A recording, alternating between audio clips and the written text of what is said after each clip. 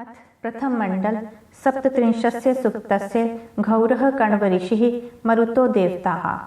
अब 37वें सूक्त का प्रारंभ है।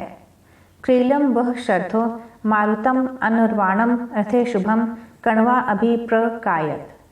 हे मेधावी विद्वान मनुष्यों, आप जो घोड़ों के योग से रहित यानों में क्रीड़ा का हेतु क्रिया में शोभनीय पवनों का समूह रूप बल है, उसको अच्छी प्रकार सुनो व उपदेश करो। ये पृष्ठिभिः रिष्टिभिः साकम वाशिभिः रंजिभिः अजायंत स्वभान्वः।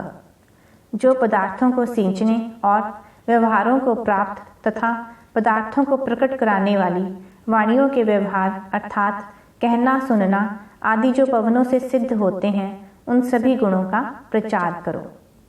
इहेव शृणव एषां कषाहस्तेषु यद्वदान नियामनचित्र रंजते।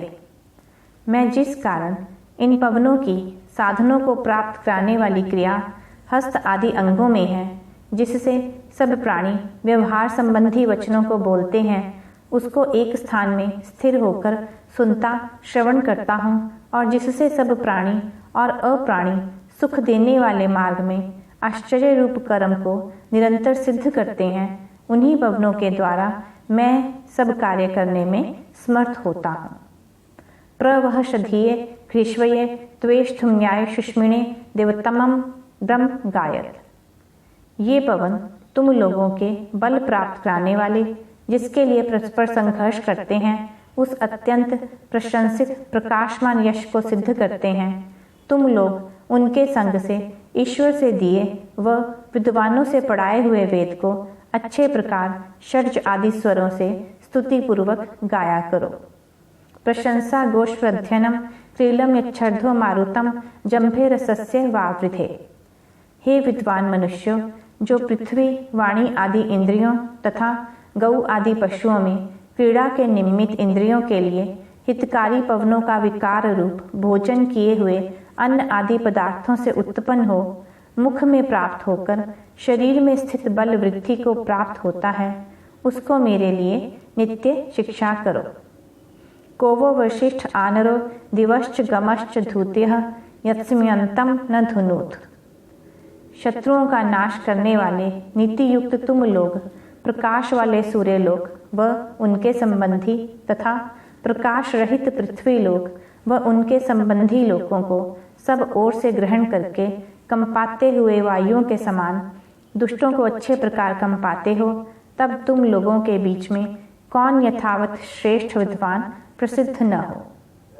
नी वो यामाय मानुषो दत्र उग्राय मन्यवे जिहीत पर्वतो गिरिहि। जिस सभापति राजा के वायु के समान बल के भय से गर्जना करने वाले मेघ के समान शत्रुजन भागते हैं तथा जो प्रजा का संतान के समान पालन करता है, वही राज्य व्यवस्था को धारण कर सकता है। ये शाम अजमेशु पृथ्वी जुजुवाइन विष्पति भिया यामेशु रेजते। जैसे वृद्धावस्था को प्राप्त हुआ राजा शत्रुओं के भय से कांपता है, वैसे ही पवनों के वेग आदि गुणों से सूत्र के समान बंधे हुए पृथ्वी आदि लोग अपने अपने परिधि मार्गों में चलायमान होते हैं। स्थिरम ही जान में शाम वयो मातुर निरेतवे यत्सिमनु द्विता श्वः। हे मनुष्यों, इन पवनों का जो निश्चल जन्म स्थान आकाश बल और जिसमें शब्द और स्पर्श गुण का योग है, जिसके आश्रय से पक्षी अंतरिक्ष के बीच में सब प्रकार निरंतर आने जाने को समर्थ होते हैं, उन वायुओं को आप लोग विशेषता से जानिए। उदुते सोनवो गिरह काष्ठा अजमेश आत्मतक वाश्रा अभिक्यु यातवे। राजा और प्रजा को यह जानना चाहिए कि ये वायु ही वाणी और जलों को चलायमान करती हुई विस्तृत करके अच्छे प्रकार शब्दों को श्रवण कराते हुए गमनागमन जन्म वृद्धि और नाश के हेतु हैं। तयम चिद गाथीर्घम पृथुम मिहो नपातम अमृध्रम प्रचयायवंती यामभिः। हे राजपुरुषों, जैसे वर्षा जल से सिंचने वाले पवन अपने जाने के मार्गों से ही बड़े स्थूल मेघ को, जो अपने जल को दृढ़ता से पकड़े रहता है, अपने बल से भूमि पर गिरा देते हैं, वैसे ही आप लोग अपने शत्रुओं को गिराकर प्रजा को आनंदित करो।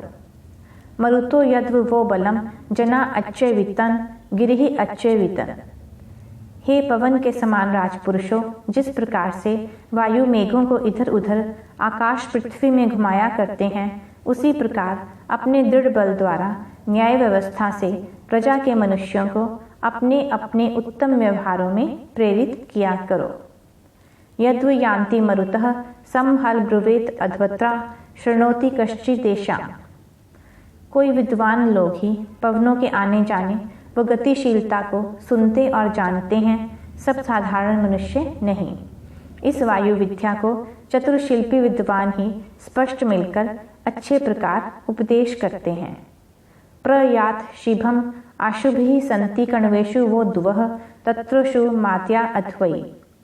राजा और प्रजा के विद्वानों को चाहिए कि अभीष्ट स्थानों को जाने आने के लिए वायु के समान गति वाले यानों को बनाकर अपने कार्यों को निरंतर सिद्ध करें तथा धर्मात्माओं की सेवा करने में सदैव आनंदित रहें। अस्ति हीष्मा मदाय वह स्मसीष्मा वयम एषाम विश्वम चिदायुर जीवसे। हे विद्वान मनुष्यों, ये वायु किस किस प्रयोजन के लिए है, इस विद्या को जानकर आप लोग आनंद पूर्वक आयु भोगते हो, उसी प्रकार आपसे उपदेश को प्राप्त हुए हम लोग भी निरंतर सुख को प्राप्त हों। इस सूक्त में बल और आयु के निमित्त वायु और उस वायु विद्या को जानने वाले राजा, प्रजा, अश्व और विद्वानों के गुणों का वर्णन किया गया है। यह 37वां सूक्त समाप्त हुआ। अगले अंक में 38वां सूक्त प्रस्तुत करेंगे। नमस्कार।